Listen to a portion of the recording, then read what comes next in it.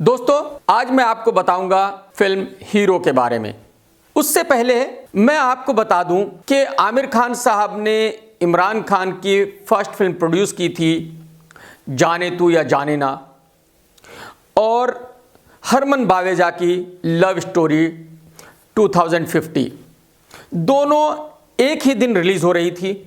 Aamir Khan, RGV, मधुर भंडारकर वगैरह सब साथ बैठे हुए थे और इन्होंने आमिर खान को कहा कि भाई साहब, प्रियंका चोपड़ा इतनी बड़ी स्टार, हरमन बावेजा इतना हॉट, क्या आप 100% श्योर हो अपनी फिल्म के बारे में जो उसके साथ आप रिलीज करना चाहते हो?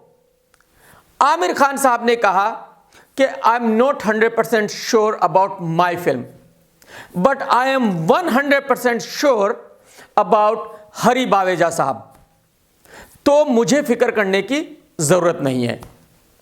ऐसा ही कुछ निखिल साहब के बारे में है कि प्रोजेक्ट कोई भी हो, कहानी कोई भी हो, but you can be 100% sure about Nikhil Advani that he can never go wrong. अब मैं निखिल अडवाणी साहब से पूछना चाहता हूं कि सर, आप बनाना क्या चाह रहे थे? सच्ची बताना सर, मतलब शर्माने की बिल्कुल जरूरत नहीं सर। आप ऐसा कुछ करना चाह रहे थे कि जो Patiala house, Chandni Chowk to China, D day से भी बड़ा कारनामा हो, या आप इस बार यह सोच रहे थे कि मैं इस बार ऐसी फिल्म बनाऊंगा कि जिसको देखकर जितने प्रोड्यूसर, एक्टर हैं वो श्योर हो जाएं, और उसके बाद अगर मैं उनके ऑफिस में जाऊं तो वो अपने आप को बाथरूम में बंद कर ले जब तक मैं ऑफिस से बाहर ना निकलूं। तो सर, आज आप बता दीजिए कि एग्जैक्टली आप क्या बनाना चाह रहे थे। खैर, आप तो कैसे बताएंगे क्योंकि आपको खुद ही पता नहीं है। चले हम बताते हैं कि आप क्या बनाना चाह रहे थे। कहानी वही है जो हीरो की थी। मैंने ये फिल्म रुड़की में कई बार देखी थी और मेरे लिए ये कहानी जो मैंने हीरो की देखी बिल्कुल नई है।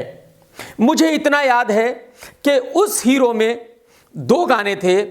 एक रेशमा जी का लंबी जुदाई जो बहुत बड़ा ब्लॉकबस्टर था, और दूसरा गाना था कि प्यार करने वाले कभी डरते नहीं, जो डरते हैं वो प्यार करते नहीं। और वही कहानी हीरो की है कि सूरज पंचोली अथिया को किडनैप कर लेता है, जो एक पुलिस वाले की बेटी है, और उसके बाद दोनों में प्यार हो जाता है और फिर दोनों को जमाने का सामना करना पड़ता है।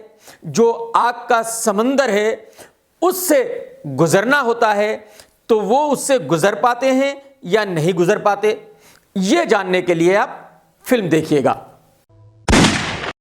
तो उसी हीरो की कहानी की मां बहन की है यहां राइटर उमेश बिष्ट ने।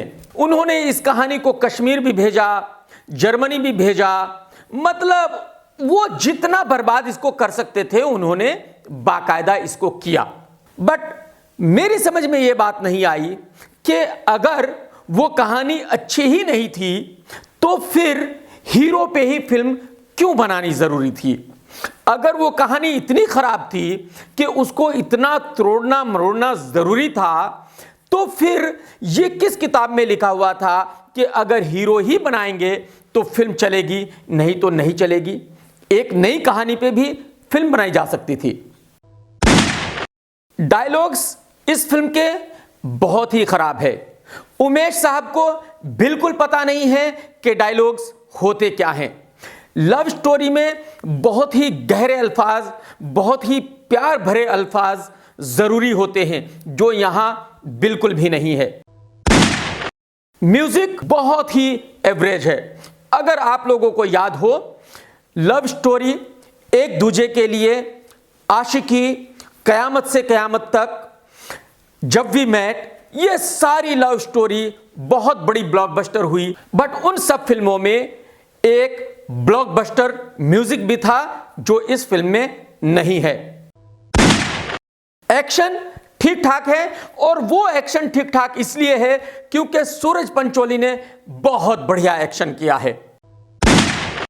सलमान खान साहब इस फिल्म के प्रोड्यूसर हैं और मैं बहुत ही सरप्राइज हूं कि उन्होंने उस डायरेक्टर को चूज किया जिन्होंने Salaam e Ishq, Chandni Chowk to China, Patiala House, D Day जैसी वाहियात फिल्में बनाई।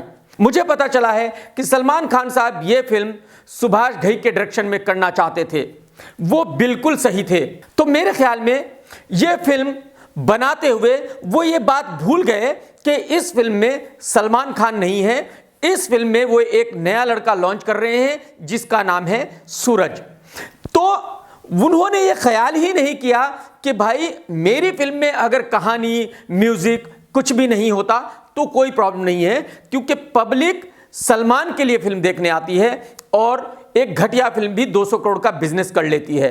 बट जब एक फिल्म में नया लड़का है तो उसमें एक कहानी की जरूरत है जो नहीं है, उसमें म्यूजिक की जरूरत है जो नहीं है, उसमें इमोशन की जरूरत है जो नहीं है। तो सलमान खान साहब शायद इस फिल्म के बनते हुए आखिरी सीन तक अपने आप को ही उस फिल्म में देखते रहे, इसीलिए माशाल्लाह से ये फिल्म बिल्कुल वैसी ही है जैसी फिल्में सलमान खान साहब करते हैं। एडिटर रितेश सोनी है, उन्होंने भी फिल्म की बिल्कुल हेल्प नहीं की, बल्कि उन्होंने फिल्म को और बिगाड़ा है।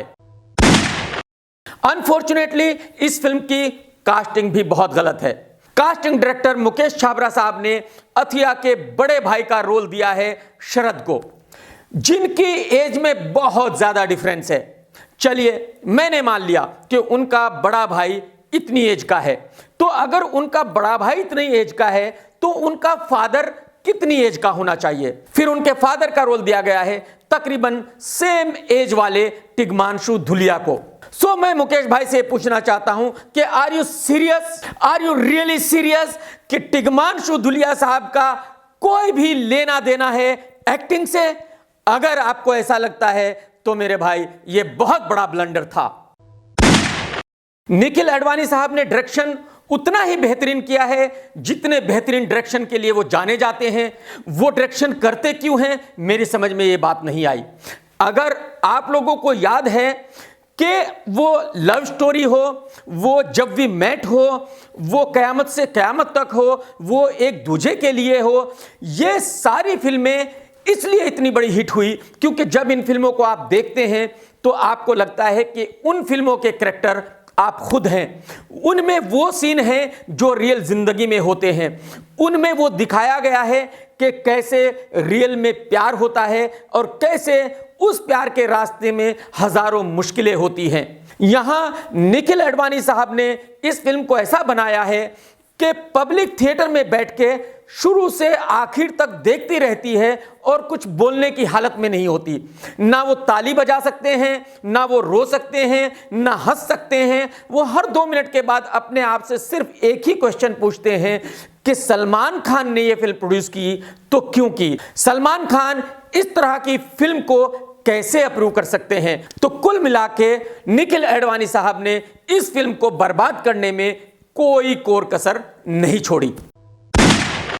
एक्टिंग आदित्य पंचोली ने सूरज के बाबा का रोल किया है और बहुत ही बेहतरीन किया है। सूरज पंचोली ने बहुत बढ़िया एक्टिंग की है, बहुत बढ़िया डांस किया है, बहुत बढ़िया एटीट्यूड दिखाया है। स्टार बनने के लिए आपको हाइट, वेट, मसल्स की जरूरत नहीं होती, बट एटीट्यूड की जरूरत होती है। अथिया ने भी अपने रोल को बहुत बढ़िया तरीके से निभाया है। टिग्मांशु धुलिया ने अपने रोल को बहुत ही बुरे तरीके से निभाया है। शरद ने अपने रोल को ठीक ठाक निभाया है। कुल मिलाकर यह फिल्म ऐसी है ही नहीं कि ब्लॉकबस्टर हो सके, क्योंकि इसमें ऐसी कोई चीज नहीं है जिसको आप सिनेमा घर से बाहर निकल के याद रख सकें। तो मैं इसको देता हूं 2 स्टार और मेरी बिजनेस रेटिंग रहेगी 1, क्योंकि मैं समझता हूं कि यह फिल्म 25 से 35 करोड़ के बीच में कहीं बिजनेस जरूर करेगी।